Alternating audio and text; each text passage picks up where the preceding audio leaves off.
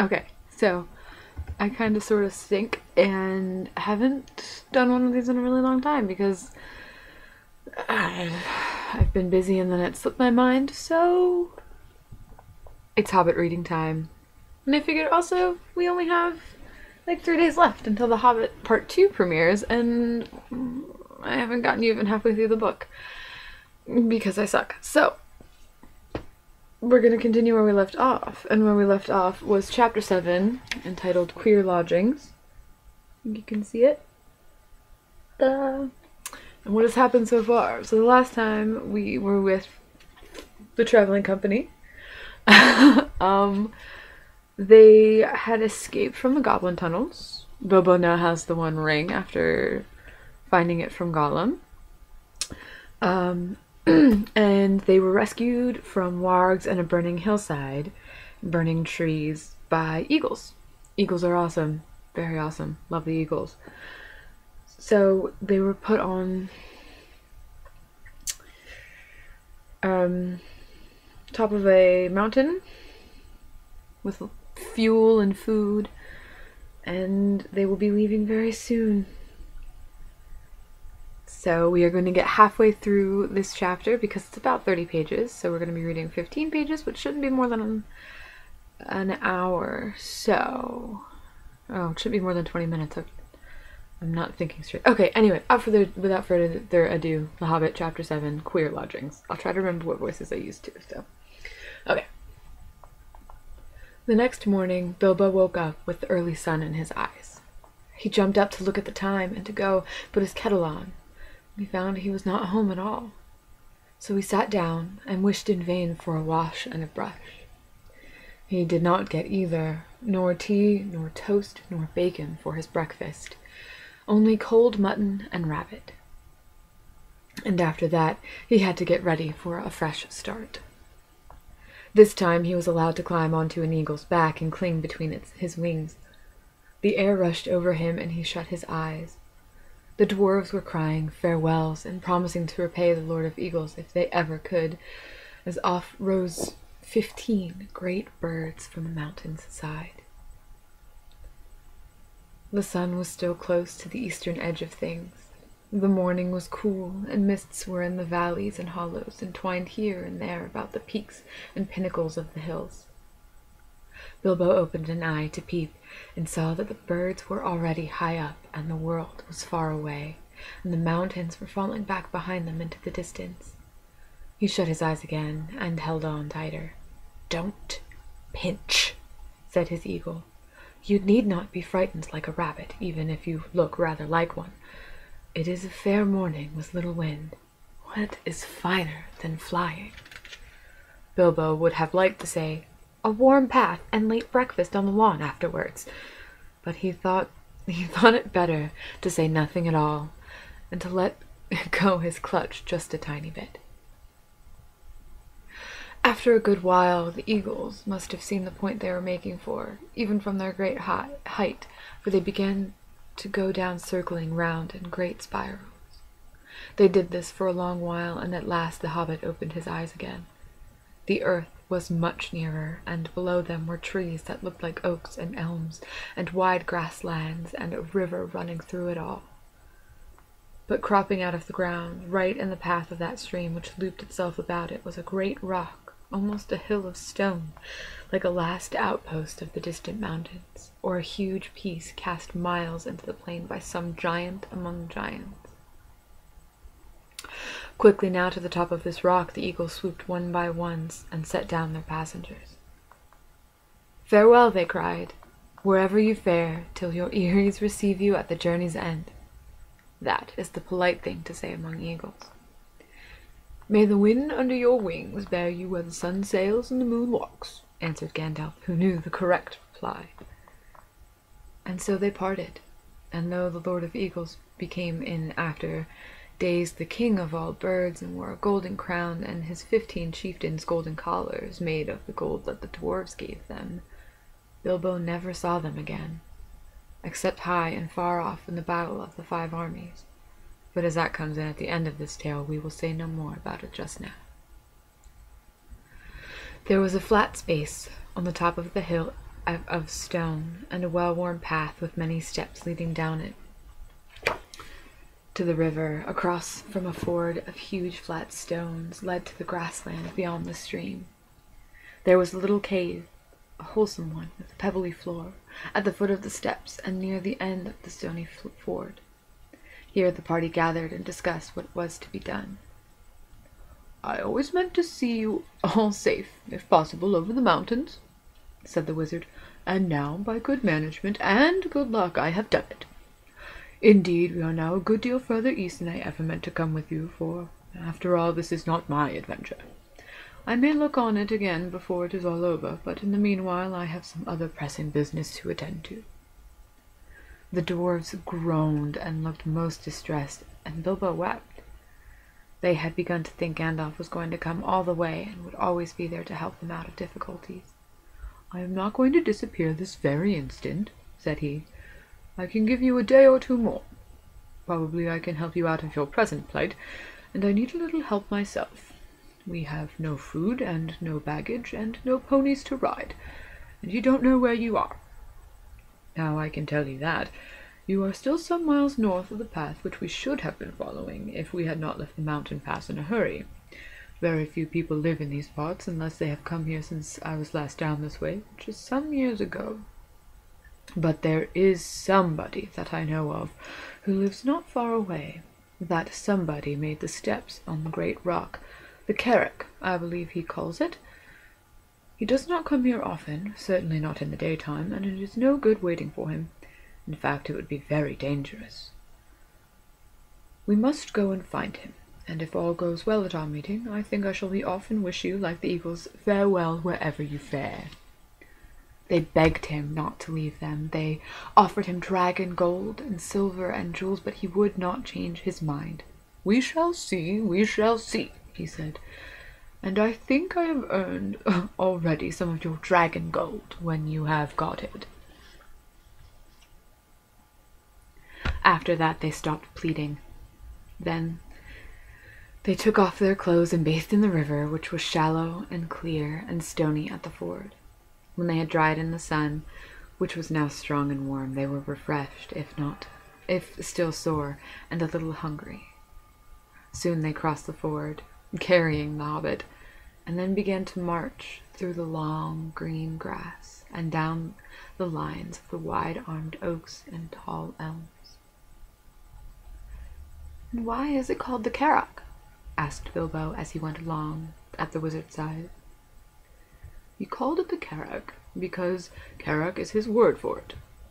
He calls things like that Carracks, and this one is the Carrack because it is the only one near his home and he knows it well." "Who calls it? Who knows it?" "The somebody I spoke of, a very great person. You must all be very polite when I introduce you. I shall introduce you slowly, 2 by 2, I think, and you must be careful not to annoy him, or heaven knows what will happen. He can be appalling when he's angry, though he is kind enough if humored. Still, I warn you, he gets angry easily." The dwarves all gathered around when they heard the wizard talking like this to Bilbo. "Is that the person you are taking us to now?" they asked. "Couldn't you find someone more easy-tempered? Hadn't you better explain it all a bit clearer?" and so on. "Yes, it certainly is. No, I could not, and I was explaining very carefully," answered the wizard crossly. "If you must know more, his name is Beorn. He is very strong, and he is a skin changer." "What? A furrier, a man that calls rabbits conies when he doesn't turn their skins into squirrels?" asked Bilbo. "Good gracious heavens, no, no, no, no," said Gandalf. "Don't be a fool, Mr. Baggins, if you can help it. And in the name of all wonder, don't mention the word furrier again as long as you are within 100 miles of his house. Nor rug, cape, tippet, muff, nor any other unfortunate word. He is a skin changer. He changes his skin. Sometimes he is a huge black bear. Sometimes he is a great, strong, black-haired man with huge arms and a great beard. I cannot tell you much more, though that ought to be enough. Some say He is a bear descended from the great and ancient bears of the mountains that lived here before the giants came. Others say he is a man descended from the first men who lived before Smaug or the other dragons came into this part of the world, and before the goblins came into the hills out of the north. I cannot say, though. I fancy the last is the true tale. He is not the sort of person to ask questions of. At any rate, he is under no enchantment but his own. He lives in an oak wood, and has a great wooden house, and as a man he keeps cattle and horses which are nearly as marvellous as himself. They work for him and talk to him. He does not eat them, neither does he hunt or eat wild animals. He keeps hives and hives of great fierce bees, and lives most on cream and honey. As a bear he ranges far and wide. I once saw him sitting all alone on the top of the Carrock at night, watching the moon sinking towards the misty mountain, and I heard him growl in the tongue of bears, "The day will come when they will perish, and I shall go back." That is why I believe he once came from the mountains himself. Bilbo and the dwarves had now plenty to think about, and they asked no more questions. They still had a long way to walk before them. Up slope and down dale they plodded. It grew very hot. Sometimes they rested under the trees, and then Bilbo felt so hungry that he would have eaten acorns if any had been ripe enough yet to have fallen to the ground. It was the middle of the afternoon before they noticed that great patches of flowers had begun to spring up, all the same kinds growing together, as if they had been planted. Especially there was clover, waving patches of coxcomb clover and purple clover, and wide stretches of short, white, sweet, honey-smelling flowers. Clover. There was a buzzing and a whirring and a droning in the air. Bees were busy everywhere, and such bees! Bilbo had never seen anything like them. If one was to sting me, he thought, I should swell up and be as big again as I am.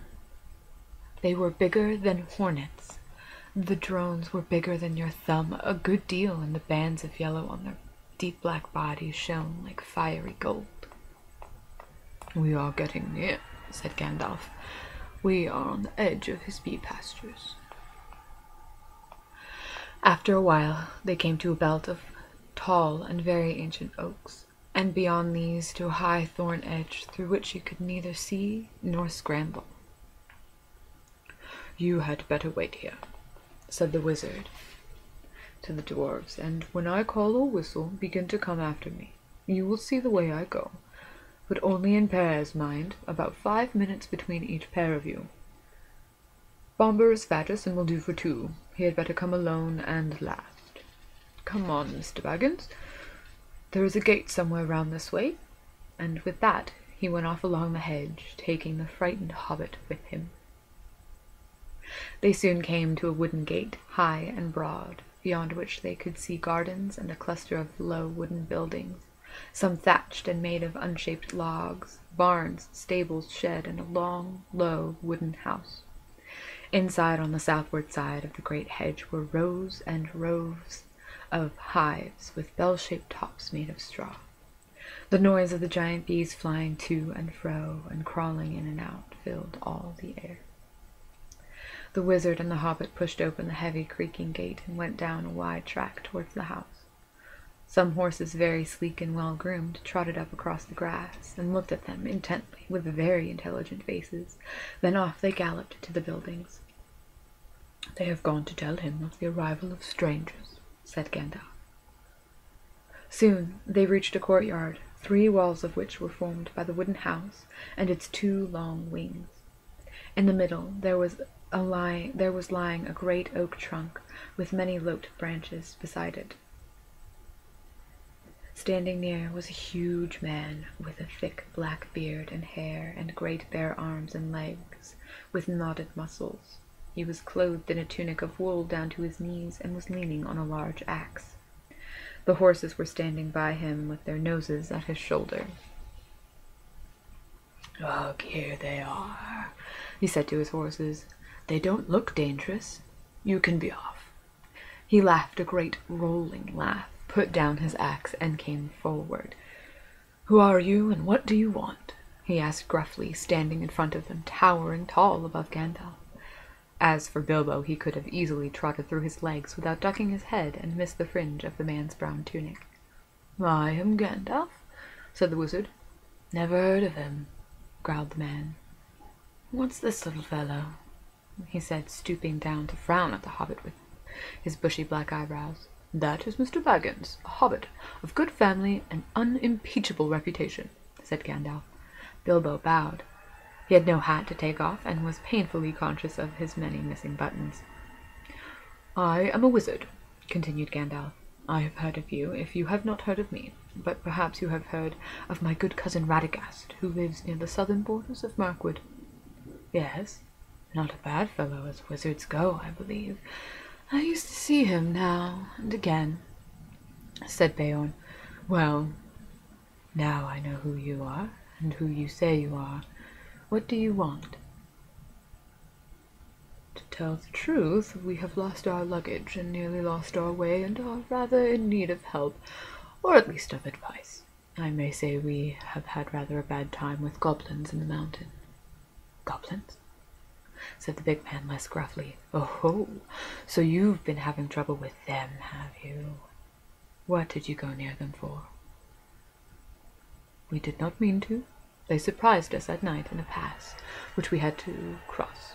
We were coming out of the lands of the west into these countries. It is a long tale." "Then you had better come inside and tell me some of it, if it won't take all day," said the man, leading the way through a dark door that opened out of the courtyard into the house. Following him, they found themselves in a wide hall with a fireplace in the middle. Though it was summer, there was a wood fire burning, and the smoke was rising to the blackened rafters in search of the way out through an opening in the roof. They passed through this dim hall, lit only by the fire in the hole above it, and came through another smaller door into a sort of veranda propped on wooden posts made of single tree trunks. It faced south, and was still warm and filled with the light of the westering sun, which slanted into it and fell golden on the garden full of flowers that came right up to the steps. Here they sat on wooden benches while Gandalf began his tale, and Bilbo swung his dangling legs and looked at the flowers in the garden, wondering what their names could be, as he had never seen half of them before. "I was coming over the mountains with a friend or two," said the wizard. "Or two? I can only see one, and a little one at that," said Beorn.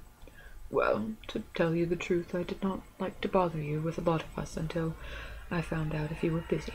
I will give a call if I may." "Go on, call away." So Gandalf gave a long, shrill whistle, and presently Thorin and Dori came round the house by the garden path and stood bowing low before them.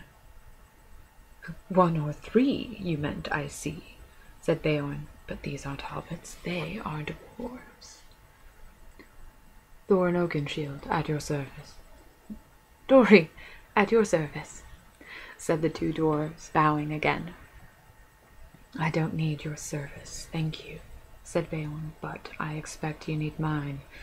I am not over-fond of dwarves, but if it is true you are Thorin, son of Thrain, son of Thror, I believe, and that your companion is respectable, and that you are enemies of goblins and are not up to any mischief in my lands. What are you up to, by the way?" "They are on their way to visit the land of their fathers, away east beyond Mirkwood," put in Gandalf, "and it is entirely an accident that we are in your lands at all. We were crossing by the high pass that should have brought us to the road that lies to the south of your country when we were attacked by the evil goblins, as I was about to tell you." "Go on telling, then," said Beorn, who was never very polite. "There was a terrible storm. The stone giants were out hurling rocks, and at the head of the pass we took refuge in a cave, the hobbit and I and several of our companions." "Do you call 2 several?" "Well, no. As a matter of fact, there were more than 2. "Where are they? Killed, eaten, gone home?" "Well, no. They don't seem all to have come when I whistled. Shy, I suspect. You see, we are very much afraid that we are rather a lot for you to entertain. Go on, whistle again. I am in for a party, it seems, and one or two more won't make much difference, growled Beorn. Gandalf whistled again, but Nori and Ori were there almost before he stopped, for, if you remember, Gandalf had told them to come in pairs every 5 minutes. "Hello," said Beorn. "You came pretty quickly. Where were you hiding? Come on, my jack-in-the-boxes." "Nori, at your service."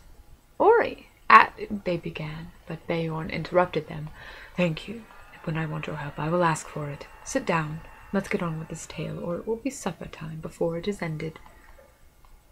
"As soon as we were asleep," went on Gandalf, "a crack at the back of the cave opened. Goblins came out and grabbed the hobbits and the dwarves and a troop of our ponies." "Troop of ponies? What were you, a traveling circus? Or were you carrying lots of goods? Or do you always call 6 a troop?" "Oh no, as a matter of fact, there were more than 6 ponies, for there were more than 6 of us. And, well, here are 2 more." Just at that moment, Balin and Dwalin appeared and bowed so low that their beards swept the stone floor. The big man was frowning at first, but they did their best to be frightfully polite, and kept on nodding and bending and bowing, waving their hoods before their knees in proper dwarf fashion, till he stopped frowning and burst into a chuckling laugh. They looked so comical. "Troop was right," he said, "a fine comic one. Come in, my merry men. What are your names? I don't want your service just now, only your names, and then sit down and stop wagging." "Balin and Dwalin," they said, not daring to be offended, and sat flop on the floor, looking rather surprised. "Now go on again," said Beorn to the wizard. "Where was I? Oh, yes, I was not Grab. I killed a goblin or 2 with a flash." "Good," growled Beorn. It is some good being a wizard, then," and then slipped inside the crack before it closed. "I followed down into the main hall, which was crowded with goblins. The great goblin was there with 30 or 40 armed guards. I thought to myself, even if they were not all chained together, what can a dozen do against so many?" "A dozen? It's the first time I've heard 8 called a dozen. Or have you still got some more jacks that haven't come out of their boxes?" "Well, yes, there seem to be a couple more here now. Fili and Kili, I believe," said Gandalf, as the 2 now appeared, and stood smiling and bowing.